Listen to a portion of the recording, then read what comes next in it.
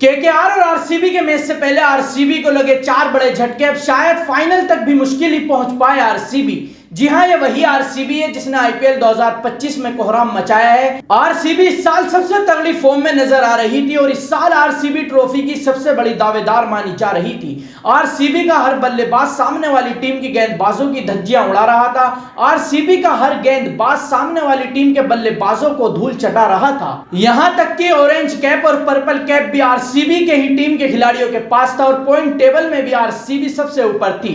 लेकिन इसी दौरान फिर यूं हुआ कि इंडिया पाकिस्तान का युद्ध छिड़ गया और आईपीएल को पोस्टपोन करना पड़ा।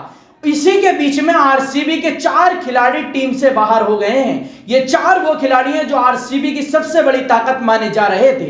इनमें सबसे पहला नाम है कप्तान रजत पाटीदार का, जिन्होंने इस साल सबसे अच्छा प्रदर्शन किया है। जब जब आरसीबी की पूरी टीम बल्लेबाजी करते हुए सिमट जाती थी, तब तब रजत पाटीदार क्रीज पर आकर चट्टान बनकर खड़े हो जाते थे और आरसीबी को अपने दम पर मैच जिताकर लेकर जाते थे। लेकिन चेन्नई बनाम बेंगलुरु के मुकाबले में रजत पाटीदार के हाथ में चोट लगी और वो चोटिल हो गए।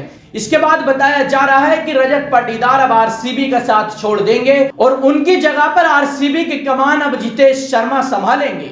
ऐसा मान लीजिए कि विराट कोहली के बाद आरसीबी की सबसे बड़ी ताकत कप्तान रजत पाटीदार थे, लेकिन रजत पाटीदार को किस्मत के चलते आरसीबी का साथ छोड़ना पड़ा। दूसरा नाम आता है देवदत्त पडिक्कल का, जिन्होंने इस साल सबसे अच्छा प्रदर्शन किया और सबसे ज्यादा छक्के लगाए। आरसीबी की तरफ से तीसरे नंबर पर आकर मोर्चा संभालते थे, लेकिन ये भी चेन्नई के खिलाफ मैच के दौरान चोटिल हो गए और इनको भी टीम का साथ छोड़ना पड़ा। हालांकि आरसीबी मैनेजमेंट ने देवदत्त पडिक्कल की जगह पर मयंक अग्रवाल को शामिल कर लिया है। ये वही मयंक अग्रवाल हैं जो पिछले साल हैदराबाद के लिए खेलते थे।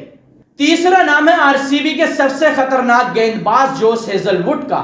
ये वही जोश हेजलवुड हैं जिनके सर पर इस बार लगातार पर्पल कैप रहा है। लेकिन युद्ध के बाद जोश हेजलवुड अपने देश वापस लौट गए और जब आईपीएल 2025 के बाकी मैचों का ऐलान हुआ, तब जोश हेजलवुड से कांटेक्ट किया गया तो जोश हेजलवुड ने इंडिया आने के लिए साफ इनकार कर दिया है। जोश हेजलवुड का कहना है कि वो इस समय चोटिल हैं, वो आरसीबी के लिए अगर खेलेंगे भी तो अच्छा प्रदर्शन नहीं कर पाएंगे। जोश हेजलवुड का कहना है आरसीबी मेरे बगैर भी एक मजबूत टीम है, मुझे उम्मीद है आरसीबी इस साल का खिताब उठाएगी। चौथा नाम आता है रोमारियो शेफर्ड का। ये वही रोमारियो शेफर्ड है जिन्होंने चेन्नई के खिलाफ कुल 14 गेंदों में 53 रनों की तूफानी पारी खेली और 8 छक्के लगाए। लेकिन आईपीएल पोस्टपोन होने के बाद रोमारियो शेफर्ड भी वेस्ट इंडीज के लिए वापस रवाना हो गए थे। जब आईपीएल के बाकी मैचों का ऐलान होने के बाद रोमारियो शेफर्ड से वापस आने के लिए कहा गया तो उन्होंने अभी आने के लिए हामरी नहीं भरी है।